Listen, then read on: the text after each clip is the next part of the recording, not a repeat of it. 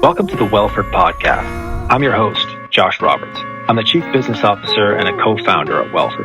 In this series, we explore the evolving world of medical cannabis through real patient stories, expert perspectives, and insights from healthcare professionals and growers.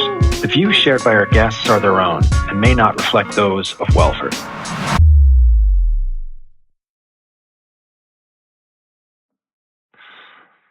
Okay, we're live. Welcome to the second edition of the Welford Podcast. With me today are Danielle Maitland and Jake Ward from Aqualitas. Wondering if you guys can please introduce yourselves. Start with Danielle. Sure. So my name is Danielle Maitland, and I'm the Director of Science and Cultivation Technology here at Aqualitas. I started 7 years ago, the day before recreational legalization in Canada, and I'm in charge of the aquaponic system where we grow our fish. I also handle our certifications, so our organic, good agricultural practices and good manufacturing practices certifications, and a lot of our funding. So working with the government to get bigger projects across the finish line. Yeah, my name is Jake Ward. I'm the master grower and cultivation manager here at Aqualitas. I've been with Aqualitas for 9 years. First employee they ever hired. I'm an investor with Aqualitas as well. The journey set out as a research tech for Aqualitas and graduated from there. We grew in university. I've been growing for about 30 years through medical platforms and a designated grower for other patients. And and been here with Aqualitas just growing away. Great. Thank you both. Yeah, we completed the merger with you guys in February of this year. And it's been an interesting road since then, bring the two companies together. And I think now we're really kind of cooking with gas, as it were. I think things are really working well between Welford and Aqualitas as one company now. And yeah, I mean, because your products are now sold in both the UK and in Germany, I wanted to have you on here to speak about the whole kind of evolution of the company from a growing and R&D perspective. First question, how did your growing philosophy evolve? Why did you guys choose to do living soil and aquaponics? It's just like such a left field way to grow cannabis, although it produces interesting results. So yeah, why did you decide to do it? I know starting out, and I remember how scared I was when somebody said to me, "We want to grow organically." And I said, okay, that's not so bad. Then when they said they wanted to grow aquaponically, organically, I definitely got the cold feet. Didn't know if we could do it. But we started out, we tried it, a lot of trial and errors. I always tell everybody that, just because a person's been growing for 30 years doesn't mean they know everything about growing. I found many, many ways how not to grow. And there was a lot of mistakes along the way, and you only learn from those mistakes. So when we formed Aqualitas and Danielle and the team came along, we looked into the live living soil, which is just basically a compost, if you will, made up of about 16 different ingredients. And as everybody knows, a lot of growers know that cannabis requires a lot of nutrients. And in order to get that out of the aquaponics, we knew we had to have something just a little bit more. So almost by mistake, if you will, the live living soil combined with the aquaponic system is what made that difference. We sat down with Danielle and Greg and the team, and we just kept working through that process and stumbled upon some great things. And I'll let Danielle go into some of the scientific parts of it, but no, it was unique. It was, and that's starting out. we want it to be unique. We want it to be something really medical that was organic, sustainable, and so on. But I'll let Danielle go into some of the scientific parts of it. And here comes my cat to join the conversation. So yeah, we when we started out, the original plan was to do a more traditional aquaponics with a recirculating water-based system. And as we were working out the kinks of trying to scale that process, we thought, okay, well, we already have the living soil on site. Let's try aquaponic irrigation in combination with the living soil. And it was a simpler process than the recirculating water. And we did some side-by-sides of just living soil and living soil plus aquaponics. And we've just found that the results were so good that we ended up not moving forward with the fully recirculating version. We stuck with the living soil plus aquaponics. And it was, the microbial content was better on the final product. The terpenes were higher. The THC was higher.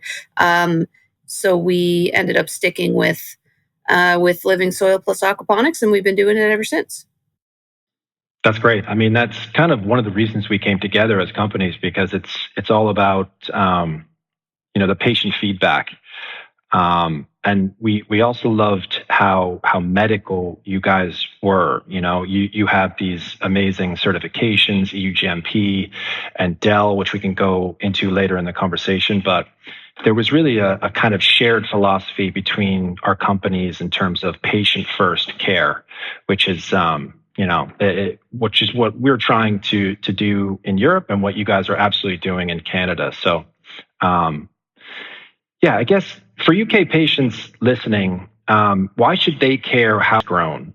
I know from a point of view that growing organically and sustainable, you look at the ingredient list. There's 16 organic ingredients in that soil, and then with the fish combined, and knowing that you're getting something organic and unique at the same time. And I just add to that, because we're organically certified.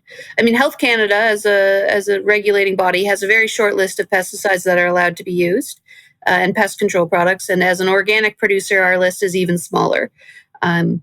So we, and because our growing system is so sustainable, it's so, it really supports plant health. We don't necessarily need a lot of pest control products to begin with. We have very strict biosecurity, so not a lot of pests get into the facility. And we maintain a very clean environment, which also helps support that. And then our pest control products, I think we're using beneficial bugs that are predators that will eat any non-beneficial bugs that happen to show up. And then on top of that, I think there's only one or two organic approved pest control products that we use. So there's no risk of exposure to any of the more complex or less organic pesticides in the final product. And just our growing method and our quality assurance method really does help ensure, and it's tested 6 ways to Sunday. Yeah. I mean, one of the things we like to say is that together, we're really the only company globally that has the clean green, EUGMP, the Dell, and vertical integration headquartered in Europe. So that's a mouthful, but I think that we are unique in that way.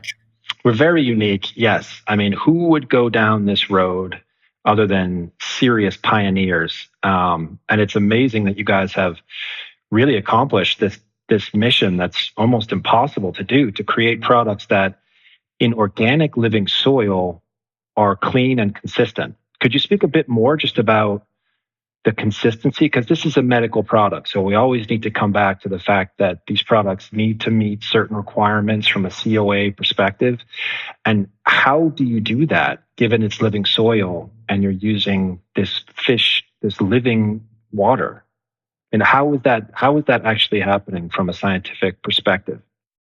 So It has been a long road. I'll put that in. Obviously, we have done a ton of R&D for many years. We've been supported by IRAP, which is the Industrial Research Assistance Program, and SHRED, which is another government program. Both of those support companies in doing their R&D to make sure that they're getting the best quality product they can and to develop new processes and new products and answer scientific uncertainties.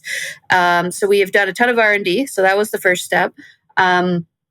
It has been difficult because, cannabis is a new industry. Aquaponics is a relatively new process.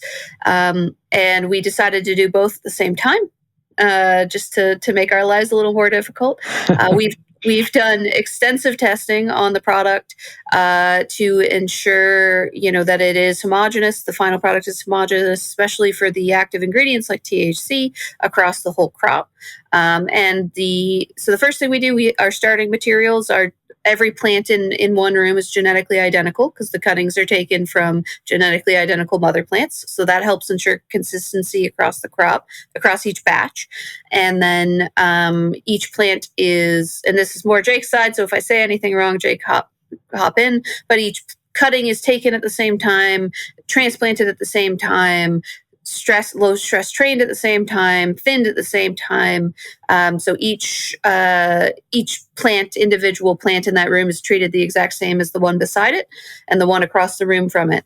And then we harvest them all over no more than 2 days. And then we hang them to dry in a very well-controlled dry room. We test them every section of every rack to ensure that it reaches the right moisture content before it gets bucked off the stem and put into barrels to cure before trimming. So we keep a lot of consistency across our processes. We keep genetic consistency across the crop. And we've done a lot of R&D to ensure that the cultivars we are using can hit that consistency. Danielle picked up a lot over the last 7 years, hasn't she? She's going to take my job. Yeah. Anything to add there, Jake? No, I think she pretty well. She summed it up, was summed up. From there, going into the trim room from the dry room, once again, everything is fully controlled, and the proper PPE is being used the whole way through that process. Summed up there in a few seconds, but it is a lengthy process that takes place over a 3-month period from start to finish and then in the trim room, and then goes to final pack. But during that process, everything is monitored the whole way through our SOPs, our work instructions, and every one of those has to be followed due to our GMP and our licenses, Health Canada rules and regulations. So when the final product goes into the bag and is shipped to any UK patients or German patients, then it's what you're getting in there, and that it has gone through a rigorous process to make sure that end product is what it is.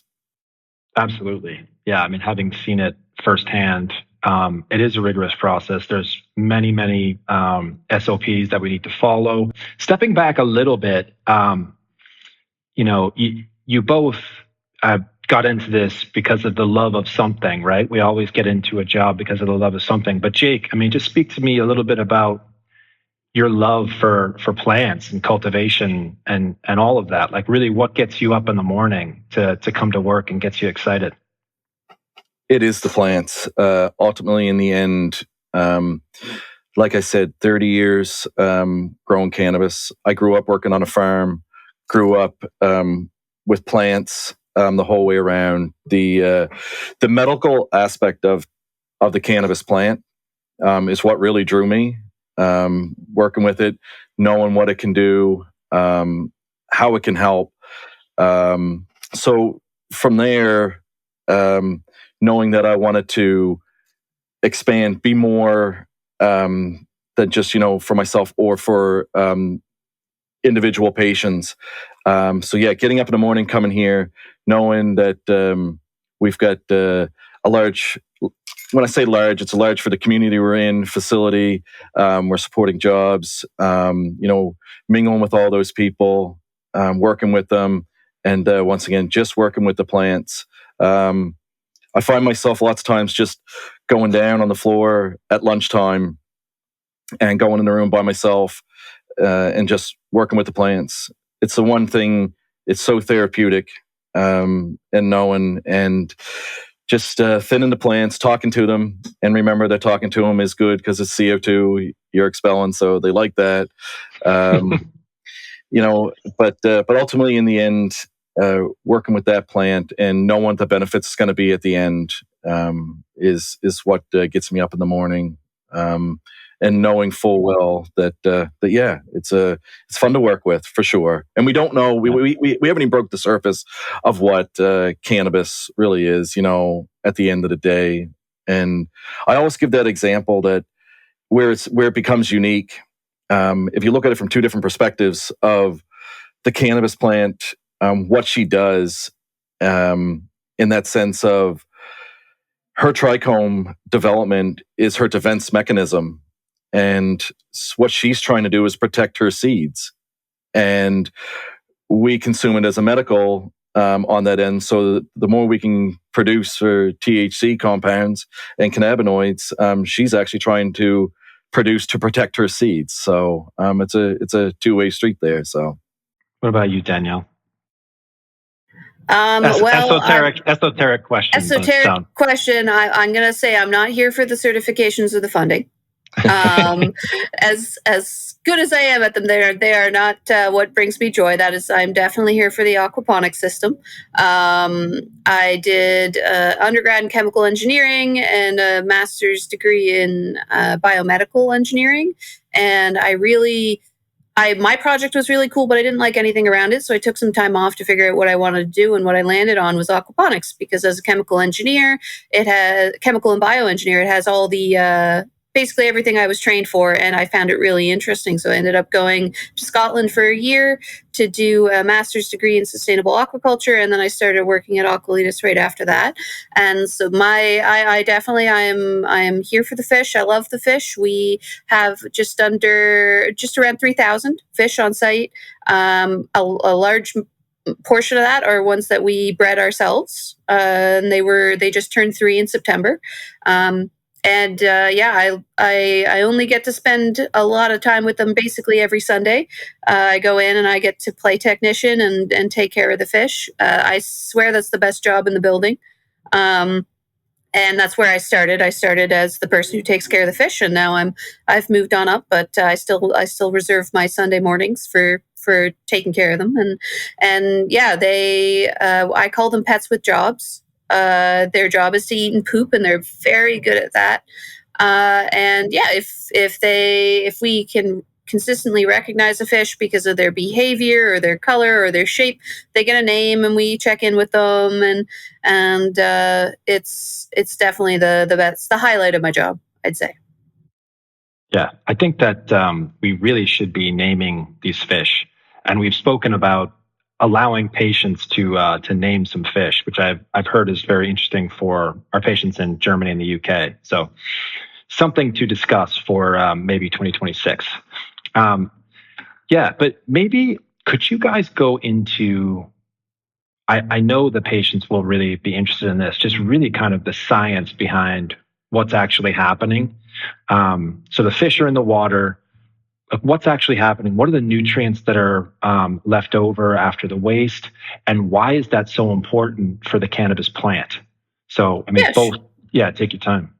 Sure. So the fish eat, they consume the food, they retain what they need, and then they release the rest as waste. So the nitrogenous waste comes out of their gills. They breathe it out for the most part. And that goes through our aquaponic system. It goes through what's called a moving bed bioreactor. So it's a biofilter that converts, when it comes out of their gills, it's ammonia, and it converts that from ammonia to nitrate. So ammonia, the fish don't really like it. If it gets too high, it can start to burn their gills. And the plants don't really like it either. Cannabis's preferred nitrogen fertilizer is nitrate. So that biofilter is super important in that conversion process to ensure that the water is safe for the fish and best optimized for the plants. So that's the nitrogen cycle. So we use that water as irrigation water, and it has a nice boost of nitrogen in it, and all the nutrients in that water are readily available, so the roots can take them right up.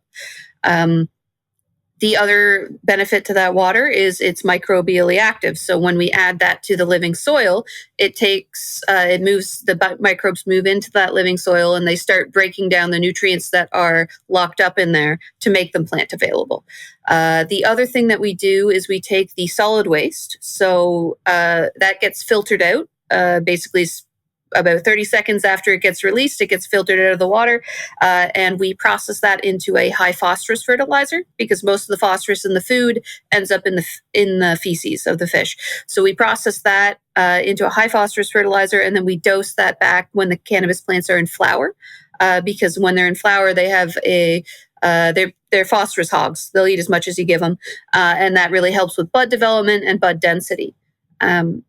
And that fertilizer, that high phosphorus fertilizer, is also very microbially active, so it also interacts very well with the living soil. And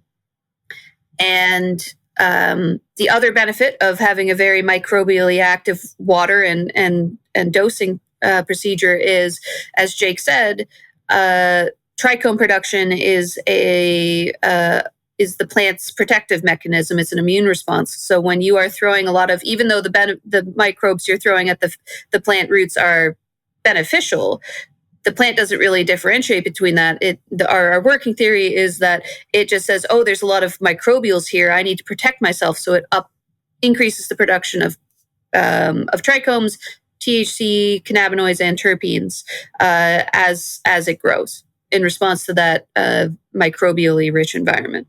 One of the other things that, as Danielle mentioned, we can add the phosphorus. One thing we can't do that traditionally with synthetic fertilizers is we can't strip anything out. So it's not easy for us to say, hey, we're going to quit the nitrogen and we're going to start a phosphorus regime. So it's hard for us to do that in that situation where this is a live living soil. Synthetically, you can say, hey, I'm going to reduce my nitrogen, I'm going to add CalMag, I'm going to add my phosphorus and keep my potassium the same, and do a feeding that way. Force feeding is what I call it in synthetic world, is you're actually force feeding the plant. In this situation, it's all natural. It's doing what it wants. It's taking what it wants when it needs it. It knows that when we flip the lights to 12-12, it's a hormonal response, and she's just going to take what's available for her. The only one thing with the organics, one of the hardest things to get is phosphorus in an organic form. Thankful for Danielle and Greg and the team on the aquaponic side.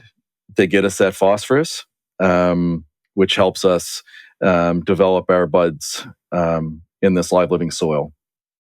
And just to build on what Jake said, synthetic, like he said, is force feeding the plant. With organic and with a microbially active ecosystem, the plant can say, I need phosphorus.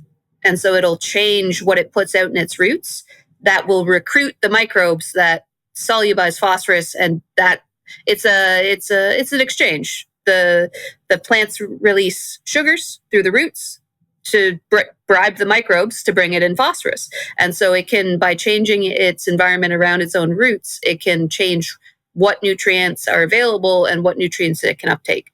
And so we are supporting that environment with the living soil and the living water. Great. Yeah, I mean, clearly, as we spoke about in the beginning, consistency and quality control are very important for us in Europe and the UK in terms of the end product. From what I've seen of your products, they end up almost all the time, if not all the time, not needing irradiation. So, this is a quality product that goes into the UK and Germany. I remember, Danielle, when I was over at Aqualitas, we're sitting in one of the rooms at the facility, and you said you had a working theory as to why this happens, that the end product ends up with very low microbes. And it has something to do with, the aquaponic water and the living soil. But could you build on that theory? Yeah, so the working theory is the water is alive and the soil is alive, and it's teeming with microbes. Let's say it has a lot of beneficial microbes, a very robust ecosystem in there, and that triggers that notifies the plant. The plant is aware that, hey, there's a lot of microbial activity. It increases its immune response, and its immune response is primarily the production of trichomes. So the plant, in response to a microbially active water, soil, and nutrient supplement, starts increasing its immune response, increases its trichomes, and you get more terpenes, more trichomes, so more THC, more terpenes, more cannabinoids in general. And then from there, the other thing that really helps with our microbial control is we take it to a specifically engineered dry room that maintains the right humidity, the right temperature to prevent any microbial growth that might already be present on the buds. And it keeps it in a controlled environment until we dry it down to the water activity where microbes can't grow anymore. And then that's where we store it. We store it at that low water activity that prevents microbial growth. So the creation of trichomes is the plant's defense mechanism. But how does that work in practice? Like just having trichomes on the outside of the plant, how does that kill microbes on the inside of the plant? Well, they don't get to the inside. So they get it's more so to prevent pests penetrating from the outside. That's what the trichomes are for. So you can, the certain terpenes, THC, first of all, they're sticky. So for your larger pests, they can't really get through it. And then they also have the chemical compounds, the terpenes and whatnot, which have some antimicrobial properties. Okay, so it's really just like a force field to protect the inside of the plant. All right. Even in the UV area, if they was outdoors, it's her way of protecting the seeds from UV, so she can produce more trichomes to protect that, and as Danielle said, from pests, anything that can try to penetrate the seed. It's very interesting. I mean, what are typical cultivation methods? And I mean, I think you spoke a bit about the natural organic soil versus the other methods, and why might they be better or worse at the microbial, where it ends up, the final product with microbials? Like how do those differ from the living soil and aquaponics? Like if you're just going to do a run-of-the-mill normal indoor, whether it's in peat or the other things that folks use, I'm totally blanking on it. Cocoa. What is it? Cocoa, perlite, these things. Rockwool. What's the Rockwool? What's the difference? Do you want me to go, Jake, or do you want to go first? No, you go ahead first, Danielle, and I'll follow up behind you. So I'd say in Canada, probably you do have a lot of indoor synthetic and you have a lot of greenhouse synthetic. So greenhouse has less environmental controls generally and less system controls than you will on an indoor. So your room might have higher humidity, which supports microbial growth.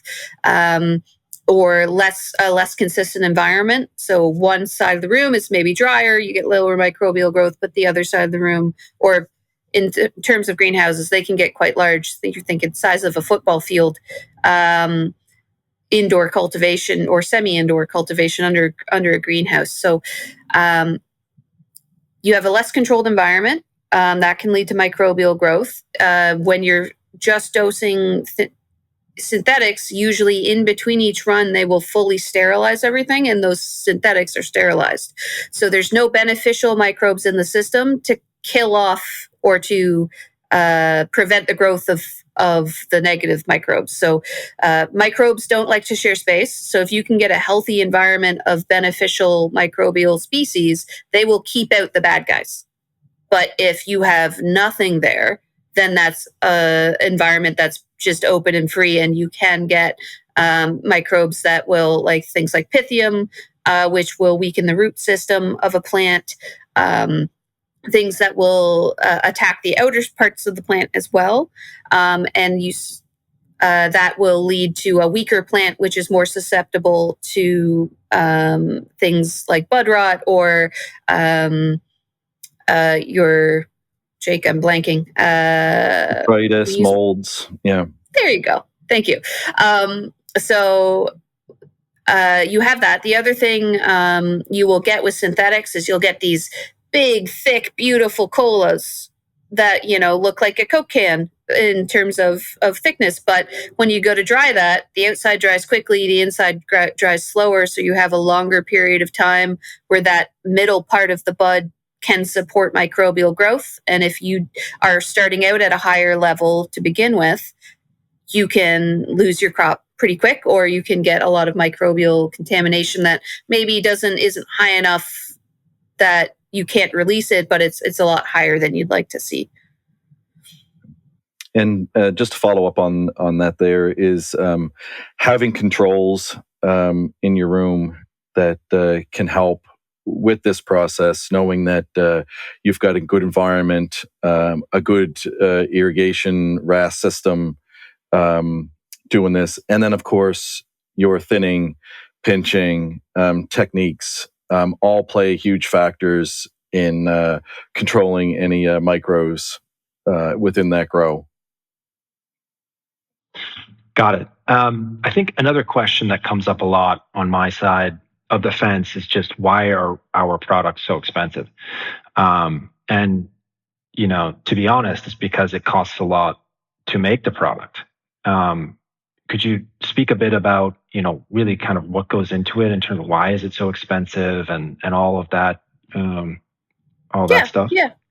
So, surprisingly, the aquaponics part isn't all that much more expensive, because a lot of cannabis producers spend their top price goes basically labor, electricity, nutrients. And for us, the nutrients are much lower on the list because our additional nutrients come from fish feed, and fish feed is cheaper than the nutrients that get sold to cannabis companies. Yeah. But from our perspective, a lot of our processes are manual. We're manually transplanting. We're manually taking clones. We're manually we hand trim everything. So that it is, 12 people in the trim room all day, every day, making sure that they're trimming to a high quality, that it's retaining this proper structure of the plant, versus a machine trim, which, you lose a lot of your character when you use a machine trim. And everything is hand packed. And because we have these certifications, we have a large quality assurance department that makes sure that all the processes are being followed. Everything's being sampled correctly. Everything's being weighed correctly. There's a bunch of in-process checks to make sure that, things are under control and working as they ought to. And all of that does lend itself to a bit more of an expensive process than if you had, a large greenhouse that, it's 3 or 4 times the size of one of our rooms. So you get that economy of scale. And then everything gets, chopped down, thrown through a mechanical trimmer, and then weighed and packed by mechanical or automation type equipment. That it would be a cheaper way to do it, for sure. But it doesn't get you the quality that ours gets you. Nice one. I mean, I think that's a good segue into speaking about certifications and standards. You guys are Clean Green certified, you're EUGMP certified, you're DEL, Drug Establishment License certified, Health Canada certified.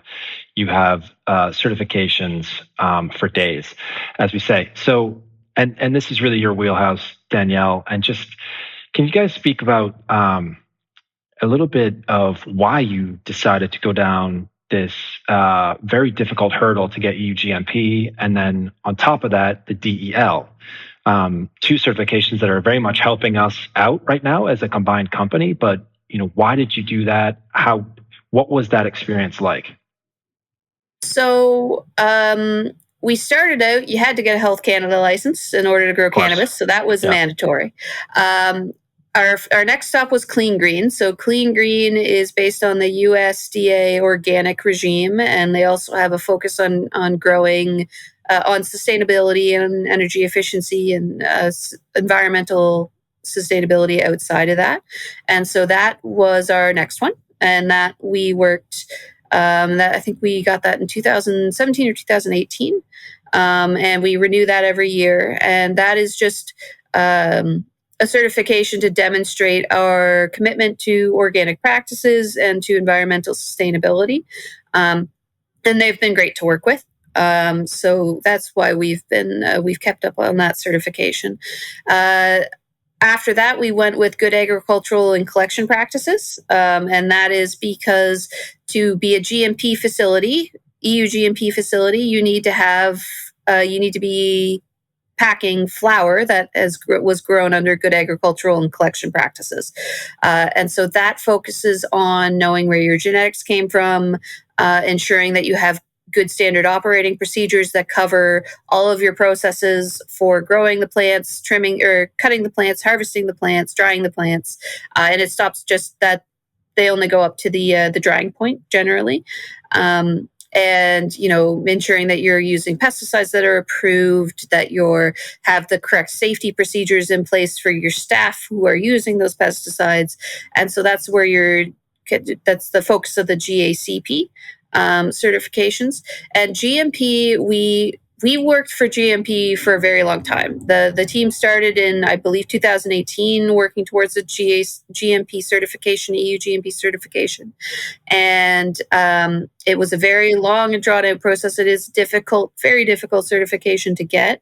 You have to qualify every room that you're using and show that it meets clean room grade D standards, that it operates as it's intended, that it is, the air quality is good.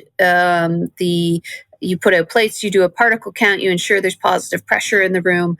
And then you also, any equipment that you're using, you also have to qualify and show, this sealer is meant to seal a bag. Here is all the risks associated with this piece of equipment. Here's how we are going to test that it works as intended. Here's how we mitigate all of these risks. And it's, a 20-page document for a sealer. And then it's a 20-page document for a cannabucker. And then it's a 20-page document for each room.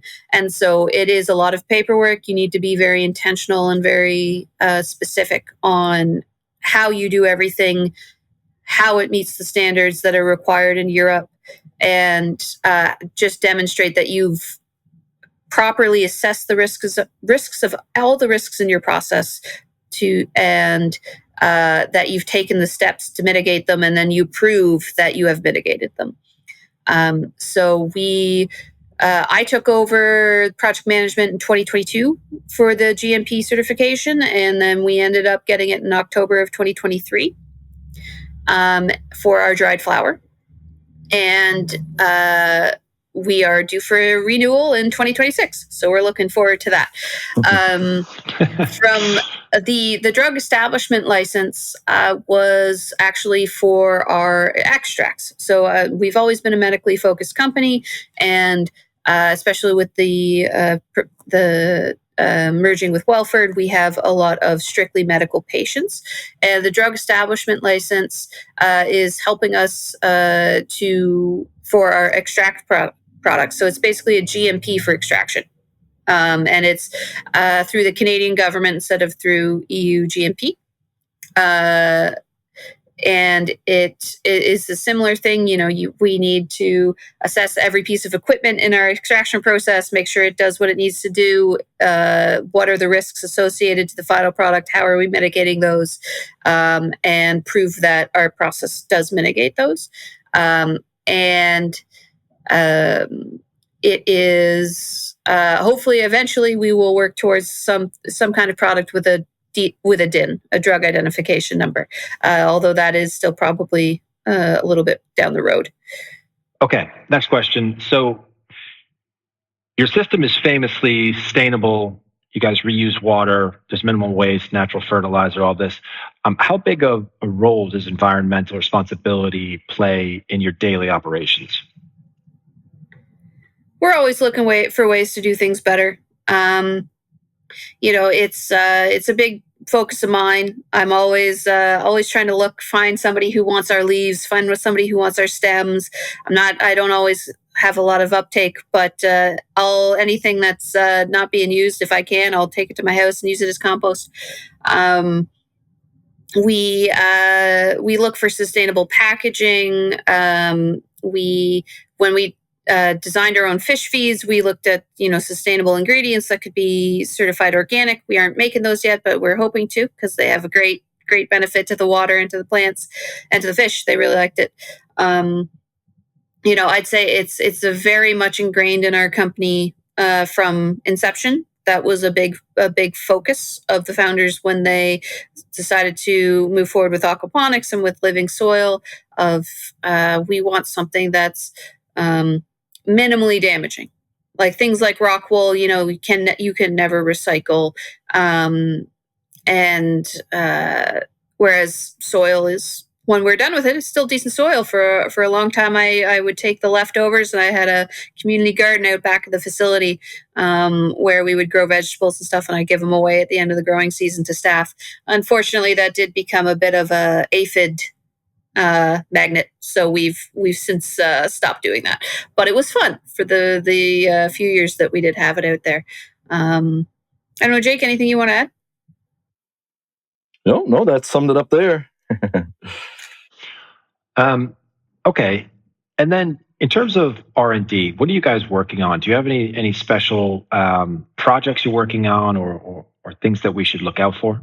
Yeah. So one of our usual, we've been doing this continually since we opened, is pheno hunting. We've been, the cannabis market is evolving. There's new genetics every day. There's, better genetics, things that are more aimed at different markets and different medical needs. So we are always looking for the next cultivar that's going to meet the need of our patients. And pheno hunting is a long process because our system is so unique. If we get genetics from somebody else, we do have to test it out and make sure that it works, because some cannabis plants are super reactive. If they're too happy, their THC will drop from 28 to 12. If they, the peer person we buy the genetics off says, oh, the top terpene is limonene, and then we grow it and it's caryophyllene or terpinolene or something that we weren't expecting. So that process, if we're doing it from seed, takes about 9 months from seed to having a product that we can grow commercially. If we're doing it from genetics that we bring in as cuttings from other producers or other breeders, then it is a little bit faster. But it is still a long process of growing it out, doing all the testing, looking at terpene profile, cannabinoid profile, and what our patients need and what the market demands are currently. That's one of our bigger projects. The aquaponics, we're always trying to improve. Nothing super on the go right now, but my next target that I'm looking forward to is a process to. Right now, we recirculate all the water in the aquaponic system, but when you irrigate a cannabis plant, for every 5 liters you give it, it's going to breathe out 4. So that just evaporates into the air, and we have all these high-tech HVACs that are pulling that water out. And so we want to close the loop on that and collect the water from the HVACs and return it back to the fish system. So that is one project that we are scoping out now that I'm really excited about. Yep, 100%. And Great. I can talk about my favorite fish for 5 minutes, but Yeah, I think we absolutely have to have some kind of contest to name the fish. That's a big one. We'll come out with that soon. So, okay, guys, thank you so much for the time today. And it was great. Number 2 Wellford podcast is done. So I really appreciate it. And we will talk to you soon. Thanks, Josh, for having us. Thanks for having us. Thank you. All right. Bye-bye. Bye. Thank you for listening to the Wellford podcast. Follow us on Spotify, Apple Podcasts, or wherever you listen.